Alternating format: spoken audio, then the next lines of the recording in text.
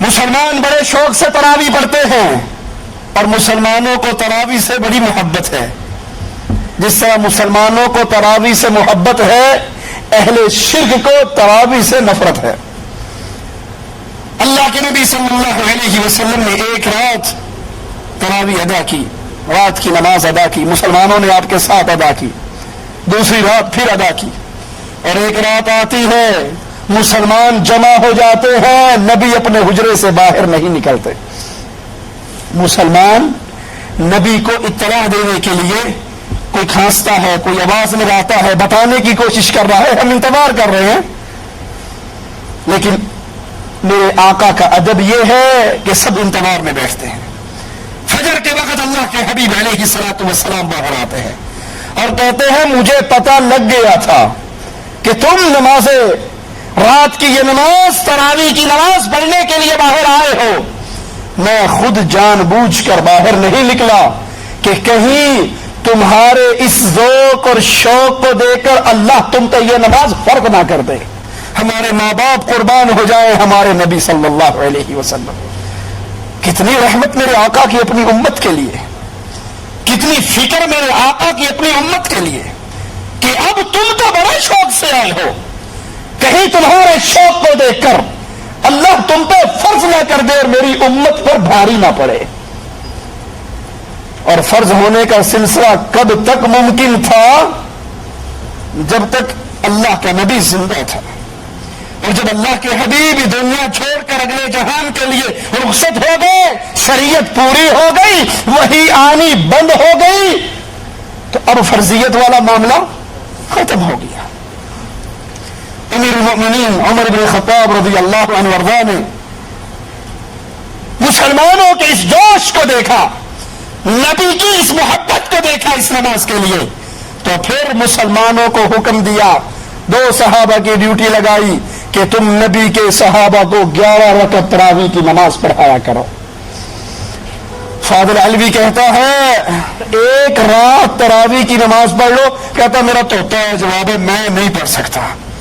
ہم نے تو پہلے کہا ہے اس نماز سے محبت اہل ایمان کو ہے، اس لیے رسول کے صحابہ نبی کے انتظار میں بیٹھے رہے.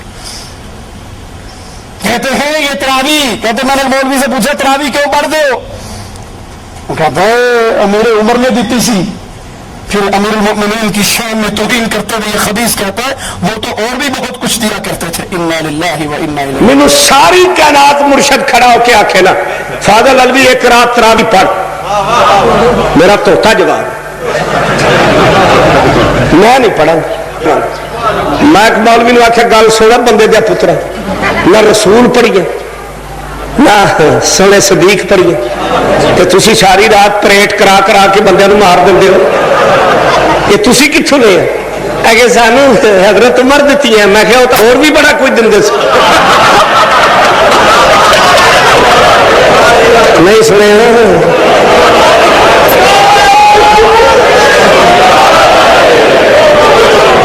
ابھی الصلاۃ تو خیر من النوم ہونا ہی دیتی ہے نا. لا حول ولا قوة الا باللہ. وہ امیر عمر رضی اللہ عنہ وارضاہ جو اللہ کے نبی کے پیارے آپ کے ساتھی، آج اس کی میری اور تمہاری گلیوں میں اس کی توہین کی جاتی ہے، اور توہین کرنے والے اپنے آپ کو مومن سمجھتے ہیں، اور جن کے ایمان کی گارنٹی امام الانبیاء نے دی تھی اس کے ایمان کا انکار کرتے ہیں.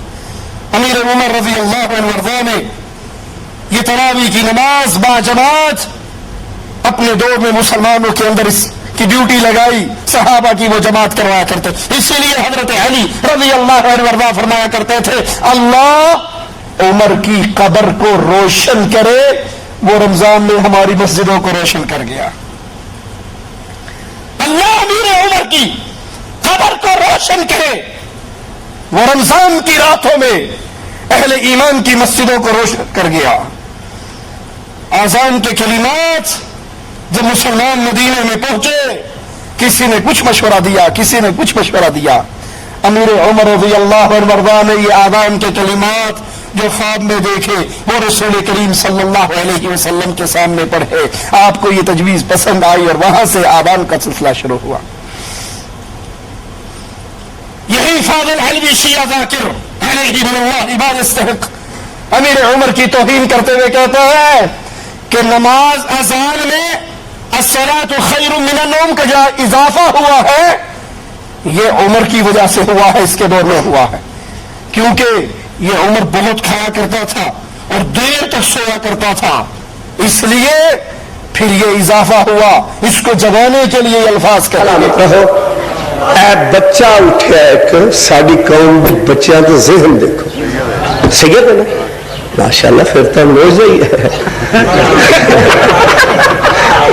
فرما رہے ہیں بچہ سید زادہ کہ علوی صاحب الصلاۃ خیر من النوم کے بارے میں بتائے، یعنی انہوں بھی ماسٹر نے کوئی ہور ہی لین دسی ہے، یعنی دکھی بچہ ہے نا۔ عزیز محترم نے سوال کیا بیٹا دل دی تختی تے تویز بنا لا، الصلاۃ خیر من النوم، یہ جڑے سن نا یعنی کہ یعنی ایک نہیں یعنی بڑے سارے کہتے کھاندے پیندے سے بڑی دیر تے سوندے سے بیٹھے اور بھی بڑا کچھ کرتے سے۔ لا حول ولا قوت الا باللہ، انا للہ و انا الیہ راجعون۔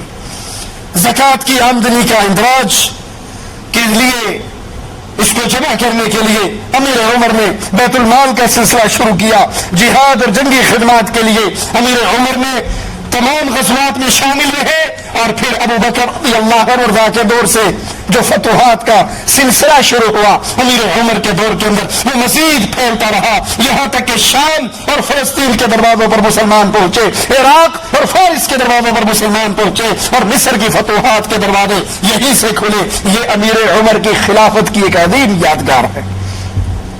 امیر عمر کے دور میں فوجی دفتر کی تربیت، رضاکاروں کے وظائف، یہ ساری ترتیبات مملکت کا نظام چلانے کے لیے یہ اس کا ابتدا حضرت عمر رضی اللہ عنہ کے دور سے ہوئی۔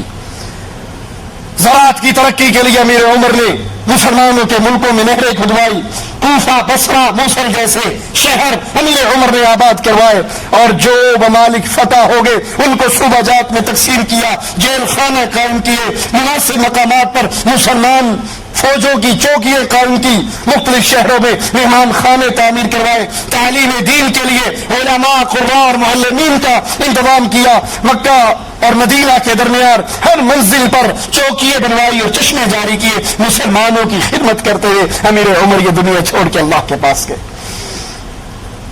یہ وہ ہستی ہے جو اکثر اپنے رب سے دعا کیا کرتی تھی۔ امیر المؤمنین اللہ سے مانگا کرتے تھے کیا؟ اللہم ارزقنی شہادۃ فی سبیلک، اے اللہ مجھے اپنے راستے میں شہادت کی موت عطا فرما۔ اگلا حصہ دعا کا بڑا عجیب ہے، وَاجْعَلْ مَوْتِي فِي بَلَدِ رَسُولِكَ، مجھے اپنے راستے میں شہادت کی موت عطا فرما اور میری موت بھی مدینے میں واقع ہو۔ مدینہ تو مسلمانوں کا ملک ہے، شہر ہے، مسلمان فوجیں تو روم اور فارس سے ٹکرا رہی ہیں، امیر عمر شہادت بھی مانگ رہے ہیں اور مدینے سے باہر موت بھی نہیں مانگتے۔ اے اللہ مجھے شہادت عطا فرما اور میری موت مدینے کے اندر ہو۔ اللہ نے امیر المومنین کی اس دعا کو قبول کر لیا۔ فجر کی نماز پڑھا رہے 26 ذی الحجہ کی صبح مسجد نبوی میں امیر المؤمنین عمر بن خطاب رضی اللہ عنہ وارضاہ مصلی پہ کھڑے، ابو لؤلؤ مجوسی، فیروز نامی مجوسی، وہ 2 دھاری خنجر لے کر امیر المؤمنین پہ حملہ کرتا ہے اور آپ کو شدید زخمی کر دیتا ہے۔ امیر المؤمنین زخموں سے چور ہو کے گر جاتے ہیں۔ جب ہوش آتا ہے پہلا سوال کرتے ہیں امیر المؤمنین، غور کرنا، اللہ سب سے پہلے کہنے والے کو غور کرنے کی توفیق عطا فرمائے، اور پھر ہر اس کو جس کے دل میں عمر کی محبت کا سمندر ٹھاٹھے مار رہا ہے، کیا واقعی میں محبت عمر میں سچا ہوں یا جھوٹا ہوں؟ ہوش آتے ہی پہلا سوال، لوگوں کیا عمر نے نماز پوری کر لی تھی؟ میں دوران نماز زخمی ہوا تھا، میری نماز پوری ہو گئی مجھے اٹھا کر بٹھاؤ میں اپنی نماز پوری کر لوں. جس کی نماز نہیں اس کا دین نہیں.